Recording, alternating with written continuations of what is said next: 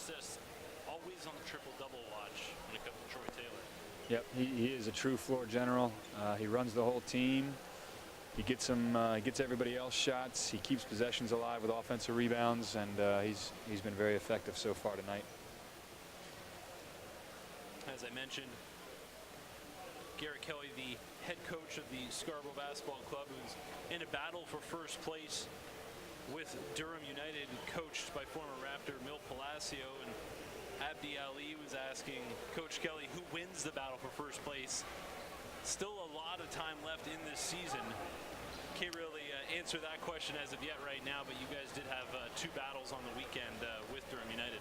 Yep, we're just about halfway through the season, and I think we got a clear picture of ourselves in Durham. And sadly, over the weekend, we weren't able to really get a feel for each other like we will in the future. One of our players, Anthony Winbush, our starting power forward, was back home for a funeral in his family. And then Durham had their starting point guard, Ashton Smith, go down with a slight pull to his hamstring. So we weren't really able to see each other at full strength. We ended up splitting over the weekend. We lost at Durham, and then we beat Durham at our place on Saturday night. So I think it's been a pretty even between us two. And as you see Hamilton start to add some players and start to figure out their lineups, and then the next would be Wellington, as they are continuing to work towards figuring it out. Abdi Ali is actually a young man out of Scarborough. That goes to the University of Toronto at Scarborough, and is a real sharp young man. So appreciate him tuning in to watch the game here today. We appreciate everybody tuning in live on CanadianBasketball.com as we continue to grow this league in its first season. Game number 17 on the season right now between Hamilton United and the Wellington Basketball Club. Third quarter underway. Devin Scott just 2 of 10 in that first half. Misses the jumper in the early going. They got to stop on the first possession, and that's always helpful. Nice block there. You don't want to come out of a half when you know you got to dig out of a hole, and then all of a sudden you give up the first couple possessions. So good start for Wellington. Devin Scott misses a jump shot on the first play, but he's going in a little bit closer this time, which looks to be helpful. That's where you like to see Scott get to work. He has Derek Stewart on him, who joined this Hamilton United squad a couple of weeks ago. A defensive specialist. Had 49 blocks and 42 steals in his senior season at Holy Family University Division II school. Chris Carter. Those are those little flip shots that you were talking about earlier, Coach Kelly. Yep, he's always coming back to his right hand, and as hard as it is sometimes, even when he's driving hard to his left, it's an unnatural thing as a defender to want to come back and contest that right hand. It's like clockwork. He's always coming back that way. That's a tough shot there.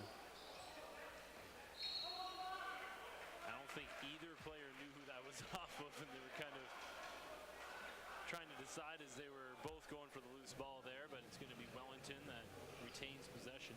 That was an interesting picture there. You probably had the biggest guy in the league with Zach Smith and the smallest guy in the league in Troy Taylor battling out for a loose ball. Two guys that play with a lot of heart. There's 14 on the shot clock off a loose ball like that. The band almost got taken out by the wayward basketball right there. This is a chance here for Wellington to get back into it, because you can see Hamilton's a little out of sorts. And if Wellington can put together a couple buckets in a row here, you'll see them cut this down to a 2 or 3 possession game. Press pointed out a wet spot right under the hoop. Always dangerous. You want to take care of that. Walls on the inbound there along the baseline. And now running off the screen. Takes the pass, keeps the pivot foot in place. Walls. There you go, Dominique. Nice shot. He's really extended that range. I mean, that's as far out as you'd want to see Walls take the shot, but he wasn't hitting that a couple months ago. No, he wasn't. He's really worked on his balance on his jump shot, going straight up and down and landing on 2 feet. And as you can see there, he had great balance and was able to knock it in. There's Troy Taylor with another offensive rebound. I joked with him before the game last Saturday, talking to Troy Taylor about his rebounding skill, and I also was mentioned just Jody Hill, the amount of shots that he does take, and I jokingly said that's just more chance for offensive rebounds for yourself. And Troy said, I asked him, where does that skill come from? And he said it was because when he was 12 years old, he was playing with 18 and 20-year-old kids on the playground. They wouldn't give him the ball. The only way he got the rock is if he got on the glass. So it stuck with him throughout his career. Well, he's got a nose for the ball, and you can see he's not the biggest guy in the court. He can jump really well, and he's really strong, but he seems to, when he sees a shot come off the rim, have an idea as to where it's going to end up. That should be a 3-second call. I think that's coming right now. Nope. Going to get him on the out-of-bounds call instead. Well, again, here's a chance. Wellington's now gotten 3 or 4 stops consecutively. They've only scored twice, but this is a chance now for them to get another bucket and get back into it. Done a handful of these Wellington games now, and it just seems every game they're right on the cusp of finally getting that first win. I think they've found every which way to lose a game, but that's obviously a big point of growing as a team and as these individual players grow. And there's Dominic Walls, always all over the offensive glass. Yep, that was 3 straight offensive rebounds with Zach Smith tipping it to himself, and then Dominique again playing volleyball with it, just patting it off the backboard, and then he has an unbelievable second jump. That's a travel. That is a travel. Goes uncalled. Butch Carter with his hands raised on the sidelines. FIBA, unlike the NBA, FIBA is really tight on that travel violation, which cleans the game up a lot and makes you much more precise on your footwork. So that's definitely a point of emphasis for the FIBA game. Have you found the players evolving to the FIBA rules? Because a lot of them hadn't played it until this season. Well, a lot of it is the clock. It's a 40-minute game. It's offensive rebounds. Offensive rebounds are tipped out to 14 seconds, so it's a much faster-paced game. You really have to think your way through a game because you can't call a timeout when the ball goes through the net. You just have to play through it. And so your team has to be really organized and able to play for 3, 4, 5, 6 possessions in a row. Transition bucket there after a steal for Chris Carter for Hamilton United. It's a tough shot. 5 on the clock. Works Good it rebound, Zach. And Troy gets with it a strip. stripped away.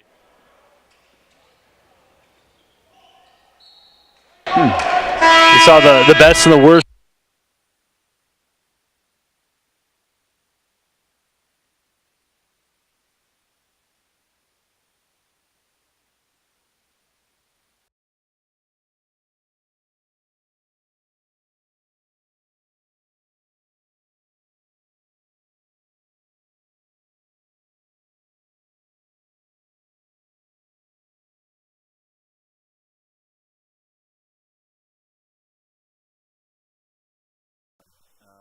And I think it's a tribute to Zach's hard work.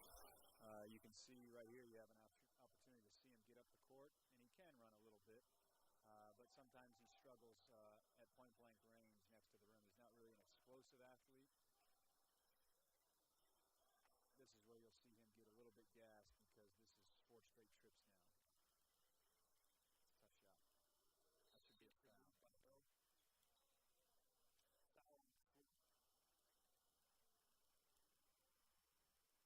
Tough shot. That should be a foul. And the technical foul is a personal foul, which I found, as you ask about the FIBA rules, that's a difference. The ball in a cylinder or on the rim can be touched by either offense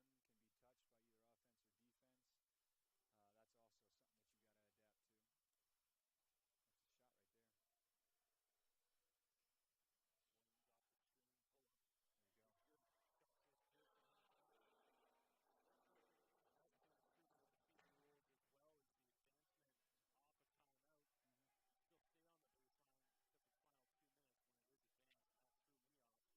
also something that you got to adapt to. That's a shot right there. Well, the rules are set up for the players, whereas the NBA, I think the rules are. That's a charge. Huh. Where the rules are more conducive to the coaches as far as being able to call a lot of time. I think they get 6 timeouts in the NBA. The ball gets advanced every time. You can call timeouts during dead balls. FIBA is much more geared towards the players have to figure it out on the court. And for a coach, you really have to put your work in practice and be really organized because you have to be ready for that gameplay that is a lot of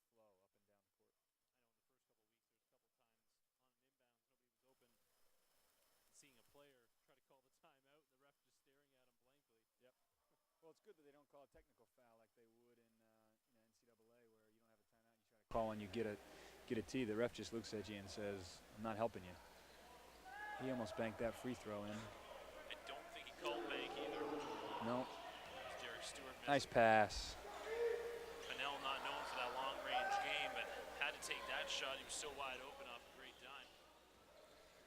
Anytime you can get 2 feet in the lane, you're usually going to get a good shot. And as a three-point shooter, you want to step into your shot with the ball. It's a turnover. With the ball coming out from underneath your own rim, you can really step into a shot and knock it in. Chris Carter, some slippery hands on that. All this molten basketball can become slippery as the game progresses. Nice pass. Finds Scott. Wellington's running this, you can call it a single double or a floppy action, where there's 2 screens on the baseline and the guards are kind of snaking around it. Hamilton looks to switch it every time, and it's gotten him a steal early, and now it's gotten him burned twice in a row. 7-point game, nice block. Oh. 7-point game, nice block. Oh. Ref says that it hit the glass first, so that's a goaltend again. He can take the ball off the rim, but again, he can't block it as it's on its way towards the rim or after it's touched the glass. So we're the same there to NBA/North American rules. But I love the idea of these players being able to get that ball off the rim. Lends to some excitement and allows some athleticism to be put on display. I was interested to know it wasn't until 92, I believe, when alley-oops were allowed in the FIBA game. Interesting. Yeah, and when your point guard, Eric Jean-Guillaume, threw one down a couple of weeks ago, I was thanking the basketball gods for allowing alley-oops into the FIBA game, but it was quite obvious that the reason why was the European teams just didn't have that athleticism 25, 30 years ago. It wasn't really an option. No, and they didn't like the idea of the Dream Team coming over and showing out on them. So, but eventually, for the betterment of the global game, they had to change that up, and they did just that. Yep. And as the games become more international, even the European teams with all the different immigrants, you see athletes all over the world now. And I think guys like in Milwaukee Bucks for the NBA, the Greek Freak is a great example. He played in Greece, but he's originally from Africa and immigrated there and is an unbelievable athlete. Let's move down low from Nicholas Scott. Stewart looking for the hook on the elbow, but not getting that call. Wellington in this game down just 7. Yeah, this is a big stop here for Wellington. They're climbing back into this thing. Carter, that's not his shot. Had to take it, no good. That's a tough one for Wellington to swallow. It's going to be Hamilton United ball. Yeah, we had a play last night where they threw an alley-oop to our big guy, Manny Washington, and honestly, the shot was probably going to go in. And because of the rules, Manny just punched it through the net and took the extra 2 points. But in a North American or NBA game, that would have been called a goaltend. Jody Hill just working Pennell. Nice move, high off glass. Jody Hill, the league's leading scorer, putting on a little show here tonight at the U of G. He's really, really quick, but if you can help it, you really want to send him to his left hand. When he goes left, he's almost always going to pull up and shoot a jump shot. And when he goes right, he's so effective getting to the rim and scoring with some really tough finishes like you saw right there. A nice little push floater over the top. That should be a foul. Isaiah Thomas jump stop in the lane, gets it to go through contact, no call on that. Here you go. Quick shot. Fans getting into this, they're sensing the momentum joining their team. Shooter always seems to be able to get his shot off. Kola with a little push off that went uncalled but couldn't get the jumper to go. He doesn't seem to have the flow. Meanwhile, Scott Sill, first time I've said that name on the offensive end today. No bounds. Scott Sill, an interesting player for this Hamilton United squad, started the season in the starting 5. And then Mark Anderson moved him to the bench, hoping to get a little scoring punch off the bench once Muhammad came back from injury. And then now with the addition of Mason Archie. Both Muhammad and Scott Sill coming off the bench, making their team a little deeper. Yep, I think Scott is better in small doses because he's not a high-energy guy. He's more of a skill player, and his skill is, for one, his size. He takes up space, and then he's able to knock down outside shots. But defensively, he doesn't bring a whole lot of energy to the game, and the longer he plays, the more you see that exposed. It's tough, too, when you have a big man like that who kind of stops at the three-point line a lot of times on offense. So you're taking a rebounder away from a position that's known for its rebounding. Jody Hill coming up empty there, and look out. Wellington with a chance to pull it to within 2 or 3. Count the and 1. With a chance at the line here, Isaiah Thomas can bring this lead down to 2, which would be the closest Wellington has been since the opening minutes of this game. Yep, Isaiah Thomas really plays low to the ground. As you can see, as he's bringing the ball up the court, he's got a really low center of gravity, and as he's dribbling, he's even lower. And he can get pretty aggressive driving towards the rim. Defensively, you want to back up and make him shoot a jump shot. And sometimes it's tough when he gets ahead of steam like that. Thomas, a late addition to this Wellington team, has been trying to find his groove here in the CBL, averaging more turnovers than assists per game, which is always tough at your guard position. Here's another big possession.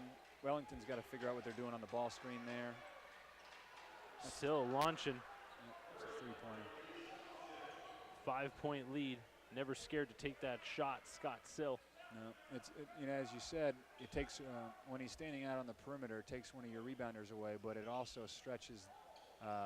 Typically, the other team's shot blocker is guarding him, and he's got to stay out and account for his three-point shooting, so it opens up the paint a little bit. Always both sides of the ball you got to think about. You're right. It's a travel. Carter traveled. Seems to get ahead of himself a little bit. Yep. Well, when he's going with his left hand like that into a corner and there's a lot of traffic, Coach Anderson probably just wanted to see him just pick up his dribble or pull that back out and get back towards the middle of the court. Butch Carter with a late sub right there, getting his shooter Jeremiah Williams in for Isaiah Thomas. Well, he got good minutes out of Isaiah there. Shot clock is off. Get in there. Nice shot. Got the roller to go. Wellington with a big third quarter, turning a 9-point deficit, cutting it down to just 3. Looks like Troy Taylor was just a little late there on the charge call, but that would have been potentially Jeremiah Williams' 4th foul. And you know that they're well aware of who's in foul trouble. It's helpful to have referees that have a feel for the game, and that was a good no call there. You know, you don't need, just because someone fell down doesn't mean you have to call a block or a charge. More often than not, you're better off just telling them to get up and keep playing. So Wellington's clawed their way back into this game, and Coach Carter's got them competing. So the offensive rebounds help. If Devin Scott can knock down some shots here in the 4th, I think you'll see them take the lead, and then hopefully they can hold on to it, because that's kind of been their Achilles heel, is competing for 3.5 quarters, and then the wheels come off at the end.